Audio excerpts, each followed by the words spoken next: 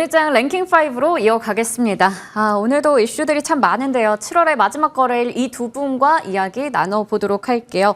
오늘 이지스탁 이지은 대표, 불사조 리서치 김진경 본부장과 함께합니다. 안녕하세요. 네, 안녕하세요. 네, 저희 먼저 지수부터 잠깐 확인하고 가도록 하겠습니다. 코스피 지수 같은 경우에는 큰 변화는 없는 상황이지만 2753선에서 움직이고 있고요. 코스닥이 오늘 800선 지키기에 나서는 모습이었는데 그 800선 위아래로 움직이더니 지금 또 798선까지 내려갔습니다. 우선은 오후 1시 기점으로 해서 살짝 고개가 꺾이고 있는데요. 저희 끝까지 지수 한번 체크해 보도록 할게요. 그리고 오후 들어서 급격하게 올라오는 종목이 있어요. YC입니다. 상승폭을 계속해서 키워가네요. 앞서 저희가 오프닝에서도 다뤄봤던 종목이긴 한데요. 오늘 15%대 강세 보이면서 19,000원 선에서 거래되고 있습니다. 과연 또 2만 원 넘어갈 수 있을지 이러한 부분들도 오늘 이야기 나눠보도록 할게요. 자, 그러면 가장 궁금한 게 바로 반도체 쪽이에요. 이 얘기부터 해보도록 하겠습니다. 삼성전자의 확정 실적이 나왔는데 반도체 부문에서 또 어닝 서프라이즈를 기록을 했습니다. 이에 따라서 오늘 삼성전자도 힘을 받아가고 있는 상황, 그리고 특히나 컨퍼런스 콜에서 나왔던 부분이 아무래도 HBM 관련주에게 또 한 번의 신호탄이 되고 있는 것 같은데요. 하반기에는 HBM 갖고 이제 함께 날아갈 수 있을까, 이 부분에 대해서 전략 챙겨가도록 할게요. 자, 먼저 김진경 본부장님. 확정 실적을 통해서 한 번 더 확인을 했습니다. 메모리의 힘이 좋다는 것. 삼성전자 2분기 어닝 서프라이즈와 함께 또 9만 전자를 향해서 좀 나아갈 수 있을까요? 네, 일단은 실적은 긍정적으로 또 나와준 상황이고, 특히나 HBM 쪽에 대해서 수요가 증가를 했었다라는 이야기가 나와주고 있기 때문에 오늘도 역시나 주가도 이 부분 반영을 하고 있는 것 같습니다.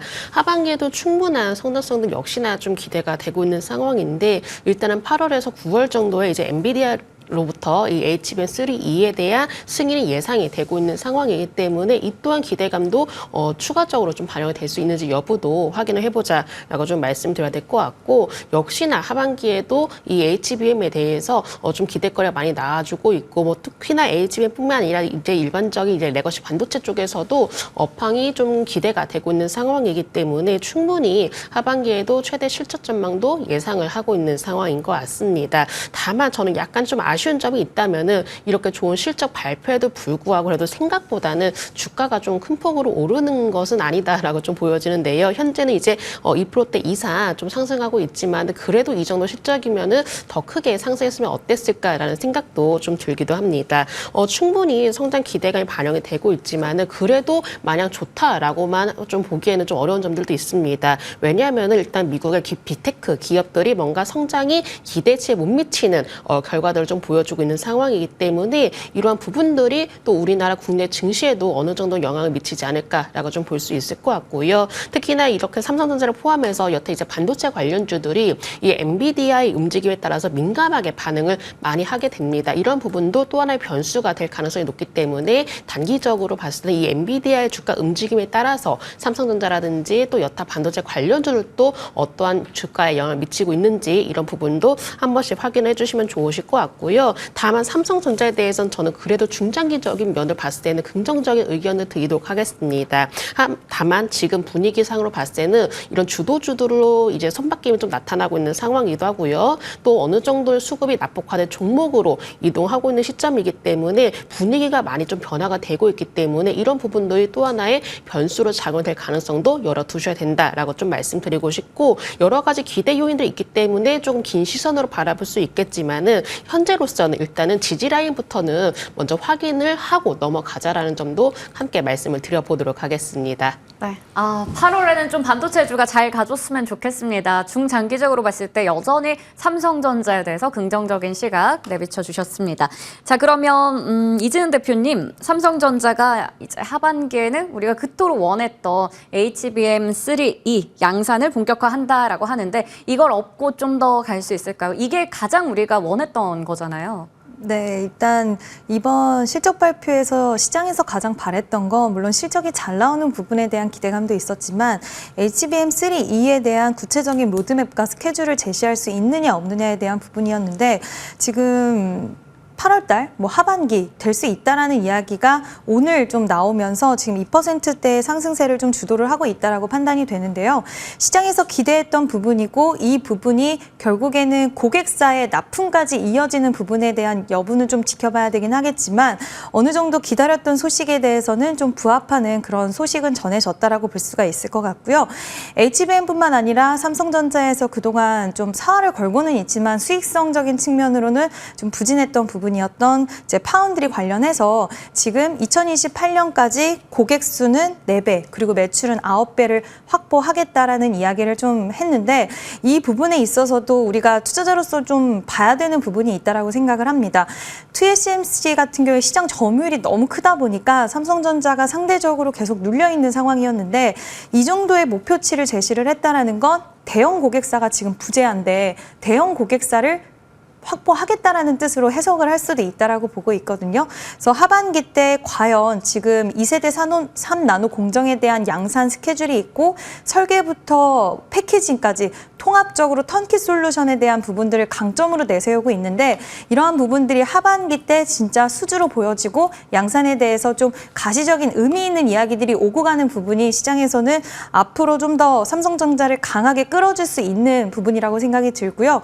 오늘 실적 발표로 인해서 기대감을 가져갈 수 있는 것들은 충분히 많이 나와줬다라고는 좀 생각은 할 수는 있겠지만 이제 개인적으로 아직까지 빅테크 기업들의 실적 발표가 남아 있는데 이 부분에 있어서 지금 AI에 대한 수익성적인 측면들을 부정적으로 보는 측면들에 대해서 우리가 불식했던 부분은 아니기 때문에 또 앞으로 나오는 실적에 대한 해석들에 따라서 전반적인 분위기는 좀 달라질 수 있다는 것도 좀 체크를 해보셔야 될 것 같다라고 생각이 들고요. 그래서 전체적으로 반도체 관련된 종목들은 좋다라고는 삼성전자 이번에 나쁘지 않았다라고 평가할 수는 있겠지만 빅테크 기업들의 실적들까지도 좀 두루두루 보신 이후에 투자에 좀 더 적극적으로 가담을 해도 시기적인 측면에서는 늦지는 않았다라고 좀 보여진다라는 의견을 이야기 드리고 싶습니다. 네.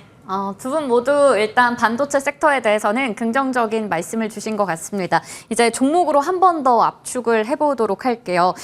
YC부터 해서 DI, 오로스 테크놀로지 등등의 종목들이 지금 한시 구간으로 해서 급격하게 또 많이 올라오고 있어요. YC는 HBM 관련한 종목이기도 하고 최근에 삼성전자와 손을 잡았다라는 큰 뉴스도 있었습니다. 김진경 본부장님, 오늘 힘을 내고 있는 건 IT 투톱의 영향도 있겠지만 오후장 들어서 유난히 더 잘 가거든요. 이거 새로운 뉴스가 나온 것 때문일까요? 아니면 HBM 관련해서 계속 긍정적인 모멘텀 좀 받아갈까요? 현재 당장만 놓고 봤을 때 이제 HBM 쪽에 대한 기대감이 좀 많이 커지는 것 같습니다. 사실 상반기 동안은 이 SK 하이닉스를 주도로 해서 여타 SK 하이닉스와 많이 연관이 되어 있는 HBM 관련주를 많이 달려왔다면은 이제는 서서히 삼성전자를 이제 주도로 해서 삼성전자와 연관이 되어 있는 HBM 관련주들이 서서히 좀 움직여지고 있는 모습인 것 같습니다. 그렇기 때문에 삼성전자 실적도 일단 잘 나온 상황이고 또 여기서 더불어서 HBM과 관련해서 여타 기대거리들이 좀 나오고 있는 상황이고 또 승인과 연관이 되어 있는 이야기들도 나오고 있는 상황이기 때문에 이런 부분들이 전체적으로 분위기로 반영이 되고 있다는 점도 한번 참고를 해주시면 좋으실 것 같고 일단 YC의 경우는 오늘도 역시나 좀 강한 상승 흐름 보여지고 있지만 여기서부터는 일단은 보유자분들의 영역이다라는 점을 좀 말씀을 드려야 될 것 같습니다. 사실 뭔가 신규 매수를 진입을 하기에는 약간 가격적인 부담이 있기 때문에 오히려 지금 당장보다도 조금 더 눌림이 나왔을 때 한번 전략을 짜시는 게 필요하다라고 말씀드리도록 하겠고 이 HBM 쪽에 관련해서는 여타 긍정적인 소식들이 많이 나오고 있지만은 사실은 이제 반도체주들이 이 상반기 동안에는 워낙에 시장을 좀 주도하는 상황이기 때문에 하반기에는 또 어떠한 변화가 나타날지 모릅니다. 그렇기 때문에 마냥 어떤 기대감보다도 수급적인 흐름이라든지 어떤 주가의 움직임이라든지 이런 거를 좀 체크를 하시면서 신규 매수의 경우는 조금씩 보수적인 관점으로 바라보시면서 눌림시 전략을 짜보시는 부분으로 말씀드리도록 하겠습니다. 네, 우선은 HBM 관련해서도 삼성전자에서 긍정적인 이슈 나오다 보니 그걸 받아서 올라가고 있습니다. 이 부분들이 이어질 수는 있겠지만 지금은 또 폭발적인 시세 나오는 만큼 보유자 영역에서 말씀 주셨고요. 신규로 노려본다면 조정 시 눌림목 활용하자 이렇게 정리해 볼게요. 자, 그러면 이지은 대표님 SK 하이닉스 이야기 해볼게요. 일단 엔비디아가 간밤에 급락했는데도 그 충격을 좀 받아가나 싶더니 빠르게 또 회복하는 모습, 탄성을 보여주고 있습니다. 오늘 2%대 오름폭 지금 오후장 들어서 더 많이 올라가요. 이거 다시 한번 기대에 걸어봐도 괜찮은 구간인가요? 일단 오늘 반짝 상승세가 나오긴 하는데 이게 추세적으로 확실한 전환의 신호라고 보기에는 저는 아직은 좀 더 확인을 해봐야 된다라고 좀 말씀을 드리고 싶고요. 일단 이렇게 올라가는 이유적인 측면에서 봤을 때는 이제 HBM 시장에 대한 삼성전자가 경쟁자로서 이제 유입이 될 수 있는 부분에 있어서 경쟁자의 출현이기도 하지만 HBM 시장에 대한 확장성에 좀 무게감이 실려지는 모습이 있는데 이 부분에 대해서는 결과적으로 지금 미국의 빅테크 기업들이 AI 관련된 수익성 그리고 추후에 관련돼서 AI 시장에 대해서 더욱더 좀 긍정적으로 믿음을 가져갈 수 있는 그런 밑바탕에 대한 이야기가 나오지 않는다 한다면 이 부분에 있어서는 시세의 연속성과 강한 상승세로 이어지기에는 저는 좀 부족할 수 있다라고 생각이 들고요. 또 하나의 판단은 지금 SK 하이닉스 같은 경우에 이 가격대 18만 4천 원의 가격대를 지지를 꼭 해줬어야 되는 가격대라고 생각을 하는데 이 가격대에서 기가 막히게 찍고 반등이 나오는 모습을 보여줬기 때문에 이거에 대해서는 사실 이 가격이 꺾이면 추세적으로 완전히 투자자들의 투심이나 이런 부분들도 같이 무너지면서 투매도 나올 수 있는 부분이었기 때문에 이거에 대한 좀 관리적인 측면도 저는 없지 않아 있지 않나라고 생각이 들고요. 여기서 횡보 또는 단기적인 반등은 나올 수는 있겠지만 당분간 빅테크 기업들의 실적 이유 그리고 AI 시대에 대한 이런 판단들, 세상의 시선들에 대한 이런 부분들이 확 개선되지 않는 한은 여기서 드라마틱하게 다시 지금 당장 반등이 나오기엔 좀 어렵지 않을까라고 생각을 하고 있습니다. 네. 조금 지금은 기술적인 자리로 봐야 될 것 같고 일단 시세 연속성을 우리가 논하기에는 약간은 또 챙겨봐야 될 이슈들이 있는 것 같아요. 자, 그러면 함께 올라가는 한미 반도체 이런 종목에 대해서도 우리 가능성 한번 걸어봐도 될까 궁금합니다. 한미 반도체 정말 잘 갔던 종목이잖아요, 한때는. 근데 최근에 SK 하이닉스, 엔비디아 주가 조정 나오면서 함께 내려가요.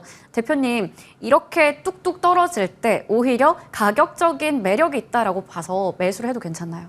요즘 시장에서는 떨어지는 칼날을 잡기보다는 살짝 약간의 가격에 대해서 우리가 좀 높게 샀다라고 얘기할 수 있어도 그래도 추세적인 부분에 있어서는 반드시 좀 확인을 해야 되지 않나라고 생각이 들고요. 지금 한미 반도체에 대해서는 오늘도 지금 약간 그래도 어느 정도 지지해 주려는 움직임이 나오고 있긴 하지만 이 흐름 하나만 가지고 또 SK 하이닉스가 빨간불을 켰다는 이유만으로 지금 자리와 추세에서 매수를 하는 것보다는 저는 전환에 대한 부분들이 좀 더 명확한 부분들이 발생을 했을 때 그때가 매수 타이밍으로 보시는 게 신규자 분들은 훨씬 좋지 않을까라는 의견을 좀 드리고 싶습니다. 네, 지금은 우리가 떨어지는 칼날을 잡기에는 좀 위험한 그런 시장이기도 하니까요. 관련한 전략을 챙겨봤습니다. 다소 또 떨어지는 종목에 대해서는 보수적인 시각을 보여주셨네요. 자, 그러면 다음 테마로 넘어가 볼게요. 재건입니다. 계속 이 평화 협상과 관련된 이야기들 나오고 있고 재건주들이 많은 관심을 받고 있습니다. 처음에는 단기 테마에서 그칠까라고 생각을 했는데 이게 생각보다 7월 한 달 내내 좀 시세가 나오고 있어요. 관련주 전략 챙겨볼게요. 먼저 김진경 본부장님, 다시 또 뜁니다. 시장이 어려워지니까요. 우크라 재건주 트레이딩 영역에서 봐야 될까요? 아니면 여기서 또 복합 모멘텀으로 해서 건설 업황과 조선 쪽에도 들어가고 여러 가지 페인트나 시멘트 이런 거 다 봤을 때 장기적으로 펀더멘탈 측면에서 접근할 수 있는 종목도 있을까요? 현재 당장 결론부터 말씀드린다면 일단 트레이딩 관점으로 대응하자라고 말씀을 드려보도록 하겠습니다. 워낙에 시장 자체가 참 재미가 없습니다. 그렇다고 해서 뭔가 시장에서 뚜렷하게 좀 더 주도주적인 역할을 할 수 있는 종목도 찾기가 어려운 상황이기도 하고 실적주를 또 찾아보자니 아직까지 시장 자체가 그렇게 좀 쉽게 허용이 되지 않는 것 같습니다. 그러다 보니까는 이 전체적인 분위기가 이슈 그리고 테마성에 민감하게 반응하고 있기 때문에 특히나 이 재건과 관련한 여러 가지 종목들의 경우는 장중에도 들썩들썩하는 모습 보여지고 있는데 사실은 보통의 이렇게 좀 테마주들의 경우는 일단은 테마주에 대한 성격으로 움직여지고 있기 때문에 단순히 단기 트레이딩 관점으로만 바라봐야 될 것 같습니다. 왜냐하면은 뭔가 실제적 실적에 대한 기대감 어떤 그런 부분보다도 지금 지금의 경우는 이제 미국 대선을 앞두고 있는 시점이라는 점이 가장 중요하게 작용되는 것 같은데요. 미국 대선을 앞두고 있는 시점에서는 지금 이제 후보자들의 말로 인해서 하루하루 종목들이 들썩이는 모습 보여지고 있는 상황이고 또 종전과 관련해서 이야기가 나올 때마다 주가의 경우는 또 민감하게 반응을 하게 됩니다. 그렇다면은 오히려 이러한 부분들의 경우는 실제적으로 뭔가 이루어진다라기보다도 뭔가 이슈에 의해서 주가가 움직여지고 또 급락하고 이런 경우들이 계속 반복이 되고 있는 상황이기 때문에 뭔가 지속적으로 끌고 가기에는 그만큼의 리스크가 높다라는 점도 말씀드리고 싶고 이렇게 단기적으로 강한 급등세를 보였다면 또 그만큼 단기적인 차익 매물에 대해서 유의를 해야 되는 시점이다라고 볼 수가 있기 때문에 이렇게 좀 관련된 종목에 대해서는 꼭 장중에만 트레이딩 관점으로 대응해보자라는 점 말씀드리도록 하겠습니다. 네, 트레이딩 관점에서 보자라고 하니까 괜히 조금 아쉬운 종목들도 있어요. 다스코나 SG 같은 종목은 많이 올라가면 이거 잘 잡았으면 수익 내지 않을까? 뭐 이런 생각도 들거든요. 그러면 이지은 대표님 혹시 다른 의견이신지 궁금한데요. 그럼에도 불구하고 이렇게 올라가는 거 보면 부러워하면서 가만히 입을 벌리고 있어야 되는 건지 어떻게 해야 되나요? 그러니까 이게 그렇게 올라가는 종목을 보면 항상 이제 우리가 갖게 되는 마음이 더 갈 것 같아, 더 갈 것 같아. 근데 네. 손이 잘 안 나가요. 네. 더 갈 것 같은 시기에는. 근데 한 3-4번 정도 그 얘기를 외치다가 이제 5번째 외쳤을 때 에라 모르겠다, 더 갈 것 같다라고 해서 매수를 하면 그때는 생각지도 못한 또 네. 갑자기 하락을 맞이하게 내가 사면 되는 떨어지네. 그렇죠. 네. 그런 패턴이 반복이 되는 상황들이 많기 때문에 저는 지금 상황에서 많이 올라간 종목들은 지금 단기적으로 굉장히 큰 폭의 상승세를 보이고 있기 때문에 지금은 매수를 하기보다는 일단은 그 종목들을 필두로 해서 그 아랫단에 있는 종목들의 힘을 좀 체크를 지속해 보실 필요가 있다라고 생각이 들고요.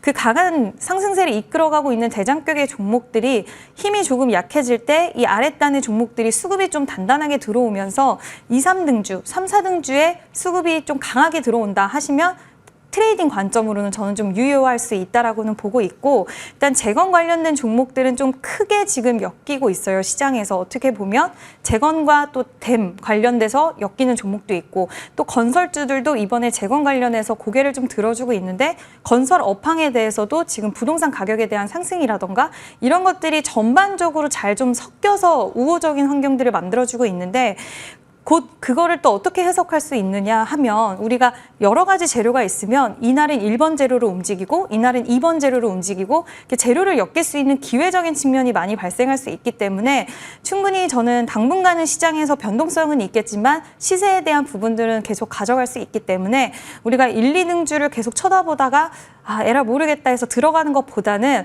관련된 종목들의 움직임을 계속 좀 체크를 하시면서 수급적인 측면에서 좀 강한 모습이 나온다 하면 그 아랫단 종목들을 좀 공략해 볼 수 있지 않을까라는 의견을 좀 드리고 싶습니다. 네, 이렇게 최근에 또 많은 주목을 받고 있는 재건주에 대해서 이야기해봤고요. 또 다른 테마주들도 많습니다. 오늘 뭐 석유 관련해서 지금 흥구석유도 오름폭 계속 키워가고 있네요. 20% 넘는 지금 강세 보여줍니다. 잠시 후에 저희 이러한 테마주에 대해서도 한 번 더 여쭤보도록 할게요. 자, 그러면 이제 다음 테마로 넘어가 보도록 하겠습니다. 자, 원전입니다. 두산 에너빌리티가 또 루마니아의 원전 시장 관련해서 긍정적인 이슈 나왔어요. 인증을 획득했다라고 하는데 어떻게 보면 원전 안에서 대장주가 한번 좋은 소식 나왔어요. 그럼 이제 다시 섹터를 끌고 갈 수 있을지가 궁금한데 현재는 두산 에너빌리티 6%대 강세에서 1% 정도로 오름폭은 많이 줄었습니다. 반짝 이슈였을까요? 자, 김진경 본부장님께 먼저 여쭤보도록 할게요. 반짝 이슈였을까요? 아니면 향후에 이게 또 한 번 시세가 나올 수 있을까요? 어떻게 보세요? 네, 지금 현재 상황을 놓고 봐서 일단은 반짝 이슈로 작용이 된 것 같습니다. 루마니아의 이제 원자력 규제기가 인증했다라는 획득을 했다라는 좀 소식이 나왔었는데 그렇기 때문에 오히려 이런 부분들이 앞으로도 원전에 대한 설비 개선 사업이라든지 SMR 사업에 본격적으로 차별을 할 것으로 기대가 되고 있는 부분이고 그렇다면 그만큼의 이제 그 글로벌 시장 안에서도 충분한 기술력을 또 인정을 받을 수가 있기 때문에 유럽 시장 안에서도 또 추가적인 수주도 좀 기대를 해볼 수가 있을 것 것 같습니다. 특히나 원전 시장 자체가 확대가 되고 있는 상황이기 때문에 여러 가지 또 성과들도 많이 좀 반영이 될 것으로 예상되고 있는 상황인데요. 일단은 최근 들어서 이제 주가 자체가 조정을 보인 상황이기 때문에 오히려 이렇게 좀 원전과 관련된 좋은 소식이 나왔다면은 또다시 반등도 기대를 해볼 수는 있을 것 같습니다. 다만 두산 에너빌리티의 경우는 이 원전만 놓고 봤을 때는 여러 가지 중장기적으로 성장 가능성이라든지 또 원전으로 인해서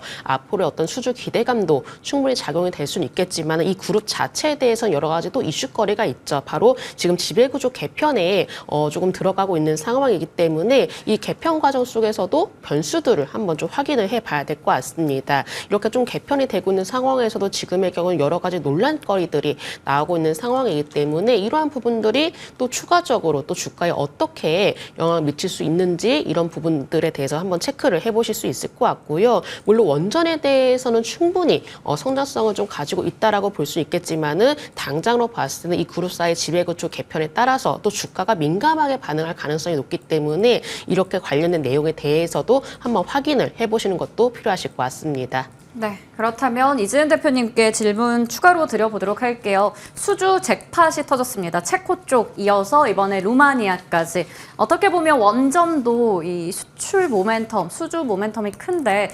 방산주가 앞서 잘 보여줬잖아요. 신고가 랠리를. 약간은 두 개를 다르게 볼 수는 있겠죠. 실적에 대한 부분들 그리고 원전은 또 짓고 뭔가 시간이 많이 걸린다라는 부분까지요. 하지만 지금 원전 좀 많이 못 가서 제2의 방산주 될 수 있을지는 궁금하거든요. 제2의 방산주가 되려면 사실 방산주는 환경적인 측면에서도 유리한 환경을 가지고 있는 부분들이 뭐 국방비에 대한 증액 이슈도 있고 또 우리나라 관련된 기업들이 실제로 수주로 이어가는 부분들이 있는데 이 부분들이 지금 방산이 올해 당장 이번 분기 때 발생한 일이 아니라요. 그동안 한 1, 2년 정도 계속해서 수주 잔고를 쌓아오면서 그동안 시장에 있어서 그리고 글로벌 시장에서 가성비적인 측면을 앞세워서 굉장히 이미지적으로도 구축이 잘 되어 있고 이러한 부분들이 수주로 계속 연속성을 가지고 왔던 부분인데 환경적으로도 좋은 부분이 추가가 됐기 때문에 시장에서는 실적도 좋고 환경적으로도 좋고 기술력적인 부분도 인정을 받았다라는 부분에 있어서 점수를 좀 크게 쳐주는 부분이라고 생각이 들고요.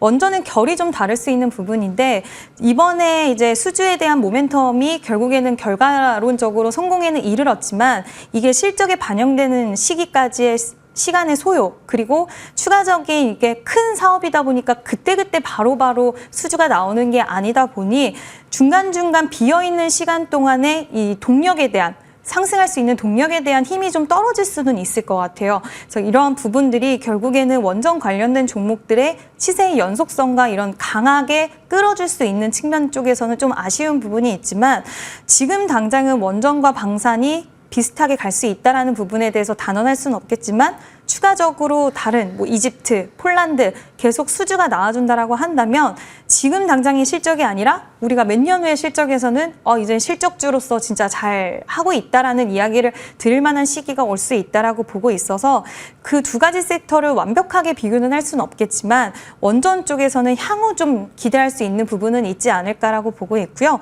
오늘 상승 동력이 좀 많이 떨어져서 좀 아쉬운적인 측면은 있지만 이런 재료들이 결과적으로 좀 쌓이다가 시장이 가장 반가워할 만한 이슈가 쌓였을 때 원전에서 그때 이런 이슈도 있었고 이런 이슈도 있었다. 시너지 효과가 나올 수 있어서 이러한 소식들은 관련된 섹터에는 좀 좋은 소식이 아닌가라는 의견을 드리고 싶습니다. 네, 실적까지 좀 받쳐줘야 될 것 같고요. 그 안에서도 종목들 잘 고르는 게 중요할 것 같네요. 추가적인 뉴스도 챙겨보도록 할게요. 자, 그러면 다음 이슈 조선입니다. 원전, 방산, 조선 모두 다 수주에 대한 모멘텀이 큰데 슈퍼 사이클을 잘 누리고 있잖아요. 조선 쪽이요. 오늘도 섹터 다 같이 움직이고 있습니다. 이렇게 주도주로 떠오르는 모습 보여줄 때마다 빠질 때 기회인가? 이런 생각이 들더라고요. 김진경 본부장님, 내릴 때 차라리 이거 샀어야 했나요?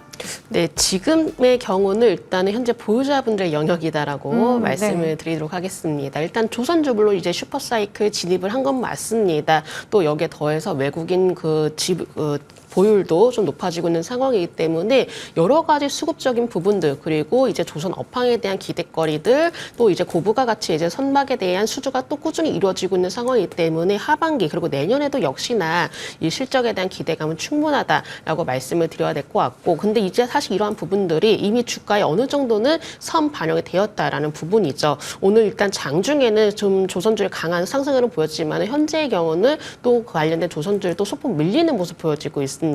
어느 정도는 주가가 또 피로감을 느낄 가능성이 높기 때문에 오히려 지금의 경우 보유자분들의 영역이다라고 좀 말씀을 드렸던 거고요. 그럼에도 불구하고 조선주에 대해서는 일단은 기대거리들이 충분하다라고 생각되기 때문에 오히려 눌림 몫이 한번 관심을 가져보실 필요가 있을 것 같습니다. 그리고 현재는 시장 분위기 자체가 바로 순환매가 나타나고 있는 장세이기 때문에 이렇게까지 올라온 업종이라든지 종목들의 경우는 또다시 조정이 들어갈 가능성이 높거든요. 그렇다면 그런 시선들이 또 낙폭과대된 종목이라든지 새로운 성장주 쪽으로 이동이 될 가능성이 높기 때문에 이 조선주에 대해서는 신규 매수에 대해서 너무 급하게 진입을 하시는 것보다도 조금씩은 흐름들을 살펴보셨다가 좀 더 눌림이 나왔을 때 그리고 그 눌림이 나오고 있는 시점에도 이 조선주에 대한 업황 기대감이 충분히 나오고 있는 상황이라면은 그때 좀 매수 관점으로 살펴보셔도 좋으실 것 같습니다. 네. 보유자 영역에서 지금은 좀 대응을 하되 이게 눌렸을 때도 여전히 긍정적인 업황이라면 담아볼 만하다 얘기해 주셨네요. 자, 그러면 이지은 대표님, 조선 쪽 안에서도 기자재도 사실 많이 올라오긴 했거든요. 조선주, 기자재주 어느 쪽 더 매력적으로 보시는지랑 종목도 하나만 픽해 주세요. 저는 솔직히 조선 관련된 기업들이 네. 지금 이제 가격적인 측면이라든지 기술적으로 봤을 때는 굉장히 단기간에 확 올라왔기 때문에 부담스럽게 느낄 수는 있겠지만 우리가 월봉으로 봤을 때는 아직 상승에 대한 여력은 좀 충분히 남아있는 부분도 있기 때문에 그 안에서의 좀 해답을 찾아보시는 것도 좋을 것 같은데요. 부담스러우신 분들은 이제 하나오션이 이번에 좀 적자가 나오기는 했지만 일회성 비용이 좀 많이 들어간 측면으로 봤을 때 추후에는 실적에 대한 개선세가 나왔을 때 시장에서는 좀 더 크게 반응을 할 수 있다는 부분이 들어서 하나오션도 좀 관심 있게 보셔도 좋을 것 같고요. 기자재 쪽도 이제 하이로코리아라는 네. 종목인데 피팅 밸브 관련주기도 한 종목인데 네. 이 기업 같은 경우는 최근에 좀 박스권에 갇혀 있는 모습이기는 하지만 박스권 돌파 그리고 조선 기자재 관련돼서 조선주들이 지금 이제 사이클이 굉장히 뭐 슈퍼 사이클까지 얘기가 나오고 있는데 저는 개인적으로 하반기 때도 좀 좋을 거라고 생각을 하고 있어요. 왜냐하면 외국인 노동자 투입이 되면서 생산에 대해서도 안정화를 찾아가게 됐고 지금 결국에는 뭐 트럼프 수혜다, 뭐 수혜주에 대한 이야기도 나오고 있는 상황에서 물론 한쪽으로 좀 기울어진 부분도 없지 않아 있지만 우리나라 이제 LNG 관련돼서는 고부가 가치 선박에 대한 수요는 꾸준할 거라고 보기 때문에 기술적인 우위에서 물론 중국에 대한 저가 선박에 대한 우려감도 항상 있기는 했지만 고부가 가치 선박에서 우리나라 기술력은 확실히 우위에 있다라는 그 하에 지금 조선 성과도 계속 올라가고 있고 그래서 피크아웃에 대한 우려보다는 원자재 가격 하락 여러 가지 좋은 환경들이 지금은 많다라고 생각이 들기 때문에 하반기 때도 괜찮을 수 있을 거라고 봐요. 그랬을 때 이제 조선 관련주들 그리고 기자재 관련주들 다 보셔야 된다라고 생각을 하지만 네. 일단 탑픽으로는 저는 삼성중공업을 보고는 있는데 좀 부담스러우신 분들은 그 대안으로 하나오션도 볼 수 있고 또 나는 좀 가벼운 종목 좋아한다 하시는 분들은 오히려 기자재 쪽 이제 하이로코리아 네. 또 한번 관심 있게 보시면 좋지 않을까라는 의견 드리고 싶습니다. 갑자기 또 종목을 집어달라고 말씀드렸는데 잘 얘기해 주셨네요. 삼성중공업과 한화오션, 기자재 쪽에서는 하이로코리아 챙겨봤습니다. 다음으로 테마주 이거 빨리 얘기해야 될 것 같아서요. 지금 흥구석유가 또 오후장 들어서 정말 급격하게 올라갑니다. 23%대 강세 보여줘요. 김진경 본부장님 이대로 쭉쭉 가다가 이거 뭐 상한가까지 가는 거 아닌가. 또 우리가 오르는 종목에 따라잡기가 참 무섭긴 하지만 테마주 장세 안에서 그래도 석유 이런 쪽은 좀 괜찮지 않나요? 네, 사실 이제 저의 경우는 좀 보수적인 시각으로 네. 말씀을 드리고 싶습니다. 이제 테마주적으로 성격을 가지고 움직여지고 있는 종목에 대해서는 물론 단기간의 수익도 극대화할 수 있겠지만 그만큼의 또 리스크도 높은 상황이기 때문에 오히려 이러한 부분에 대해서는 조금은 좀 더 주의를 하자라고 말씀을 드리고 싶고 그럼에도 불구하고 신규 매수를 원하시는 분들의 경우는 좀 더 철저하게 손절가를 타이트하게 잡고 대응하시는 전략이 필요하다라고 말씀을 드리고 싶고요. 특히나 이제 테마주의 경우는 단발성으로 좀 올라가는 경우가 많기 때문에 이런 경우는 좀 더 길게 끌고 가는 전략보다도 오를 때마다 분할적으로 정리를 해가면서 어느 정도는 짧게 수익을 챙기시는 전략도 필요하실 것 같습니다. 테마주의 경우는 그냥 단순히 테마성으로만 살펴보자라고 좀 말씀을 드리도록 하겠고요. 지금 뭔가 여러 가지 테마주들이 시장 안에서 이렇게 좀 튀어나오고 있는 상황인데 사실 이제 테마주 안에서도 뭔가 좀 빠르게 순환매가 일어나고 있는 시점입니다. 이렇게 순환매가 일어나고 시점에서는 뭔가 분위기도 좀 잘 타야 되는 거고 빠르게 좀 손도 움직여져야 되기 때문에 우리가 테마주에 대해서는 만약에 트레이딩적인 부분이 어려우신 분들이라면은 테마주보다도 하반기에 뭔가 성장주라든지 실적주로 관심 가지시는 게 필요하실 것 같고요. 혹여라도 좀 장중 트레이딩 가능하시다면은 손절가의 경우는 좀 더 타이트하게 잡고 우리는 좀 더 보수적인 관점을 유지를 하되 분할적으로 좀 접근을 해보자라는 점도 말씀을 드려보도록 하겠습니다. 네, 보수적인 시각이지만 그래도 한번 노려보고 싶다면 손절가 타이트하게 잡고 단기적으로 수익 났을 때는 수익 좀 챙기면서 전략을 챙겨주셨네요. 자, 그러면 이지은 대표님, 이러한 테마주들의 활개, 앞서 말씀해주신 것처럼 김진경 본부장님께서 테마주 안에서 순환매 돈다고 했잖아요. 비만 당뇨 한번 시세 크게 갔었죠. 그리고 재건주 올랐었죠. 어제 댐 관련주 올랐죠. 그리고 최근에 뭐 해리스 트레이드, 트럼프 트레이드 뭐 많습니다. 이거 언제까지 계속될까요? 이게 지속이 안 되려면 시장이 좋아져야 되는 건가요? 네, 근데 시장은 항상 새로운 이슈를 찾잖아요. 네. 새로운 재료와 이슈를 찾는데 오늘 이제 하마스 관련돼서 지금 지정학적 리스크가 굉장히 좀 강하게 부딪힐 수 있는 이런 요소들의 이야기가 나왔는데 하마스 최고 지도자 하니에가 이란서 살해가 됐다. 네. 뭐 이런 소식이 나왔어요. 이거는 생각보다 큰 이슈고 굉장히 좀 심화가 될 수 있는 부분이기 때문에 흥국석유나 한국석유, 중앙에너비스 최근 조정을 또 겪었기 때문에 시장에서는 조정도 겪을 만큼 겪었고 시장에서 굉장히 크게 반응할 수 있는 이슈가 나왔기 때문에 당분간은 시세에 대한 부분들 연속성 가져갈 수 있다라고 보고 있는데 최근 또 그 코로나 관련돼서 재확산 이슈 얘기도 나왔어요. 맞아요. 그래서 네. 그쪽 관련돼서도 저는 힘이 계속 좀 동력이 남아있다라고 보기 때문에 댐 관련된 이슈 그리고 여러 가지 이슈 관련된 방금 말씀드린 부분에 있어서 관련된 종목들을 좀 트레이딩 관심이 있고 가능하다 하시는 분들은 수급의 이동이 굉장히 빨라요. 이쪽 갔다 이동이 빠르니까 그 부분에 있어서 내가 좀 대응이 가능하다 하시는 분들은 종목들 정리해 두시고 보시면서 그때그때 치고 빠지는 전략까지는 좀 유효하지 않을까라는 의견을 드리고 싶습니다. 네, 그때그때 치고 빠지는 전략이 중요하다라고 말씀해 주셨는데요. 그러면 두 분께 하나씩 질문 드릴게요. 같은 질문인데 많은 테마 중에서 어떤 테마가 그래도 좀 괜찮은지 그리고 그 안에서 종목도 골라주세요. 먼저 김진경 본부장님 어떤 거 보세요? 저는 사실은 이제 지금 뭔가 종목을 말씀드리기에는 좀 조심스러워. 상황이 네. 애매한 것 같습니다. 하루하루가 또 네. 급변하고 있는 상황이기 때문에 이런 부분에 대해서는 오히려 제가 좀 더 추후에 기회가 됐을 때 말씀을 드리도록 하겠고 그 안에서도 그래도 지금 뭔가 영향력이 있는 테마주라고 한다면 재건주. 재건주? 네, 재건주를 네. 좀 말씀드려야 될 것 같아요. 물론 단기적으로도 들썩들썩하기도 합니다. 또 순환매가 빠르게 이루어지고 있기 때문에 하루하루 또 이 종목이 올라가면 또 그 다음 날에는 또 다른 종목 올라가고 또 그 다음 달에는 또 다른 종목들이 들썩이고 이런 분위기를 좀 타고 있기 때문에 이런 부분에 대해서는 좀 더 충분히 감안하실 필요가 있다라고 말씀드려야 될 것 같고요. 그리고 이제 지금 시선의 경우는 이 미국 대선에 많이 쏠려지고 있는 상황이죠. 또 종전에 대한 얘기는 당분간 이어질 가능성도 높을 것 같고요. 뭐 트럼프라든지 이제 해리스 공통적으로 목소리를 내고 있는 부분이 바로 이 종전 부분입니다. 그렇기 때문에 재건주에 대해서는 한번 당분간은 좀 시장 안에서는 좀 더 뜨겁게 움직여지지 않을까라고 볼 수 있을 것 같고요. 다만 지금 재건주의 경우도 오늘도 마찬가지로 여타 이렇게 종목들이 장 초반에 강한 상승을 보였지만은 지금의 경우는 또 몇몇 종목들이 꼬리를 달고 또 주가가 밀려지고 있습니다. 이렇게 장중에도 변동성을 보여지고 있기 때문에 제가 꼭 말씀드리고 싶은 부분은 이런 관련주 안에서도 꼭 장중 트레이딩 관점으로만 대응하실 필요가 있다는 점 정리해 드리도록 하겠습니다. 네, 사실 그렇게 말씀해 주실 수밖에 없는 게 또 다스코가 오프닝 할 때까지만 해도 거의 재건주 안에서 대장주 역할을 했었거든요. 22%대에서 지금 8%까지 윗골이 상당히 깁니다. 그렇기 때문에 장중 트레이딩 관점에서 말씀해 주셨어요. 자, 그러면 이지은 대표님 어떤 테마와 어떤 종목 보세요? 저는 일단 석유 관련주로 일단 좀 말씀을 네. 드리고 싶은데요. 일단 코로나 관련된 종목 오늘 이제 수젠텍 같은 경우에도 대장격으로 달려가다가 윗꼬리를 크게 단 현상이 나오는 이유가 이제 수급의 이동 현상이 나왔다라고 볼 수가 있을 것 같습니다. 다스코도 마찬가지로 그동안 단기적으로 좀 수익을 챙기거나 아니면 일시적으로 좀 들어갔던 투자자분들이 새로운 빅 이슈가 탄생을 했다. 그러면서 수급 이동 현상이 지금 빠르게 좀 나오고 있다라고 보고 있는데요. 좀 짧게 나는 단기 트레이딩 관점으로 보고 싶다 하시면 저는 중동 지정학적 리스크 관련된 종목들을 지금은 보시는 게 맞다라고 판단을 하고요.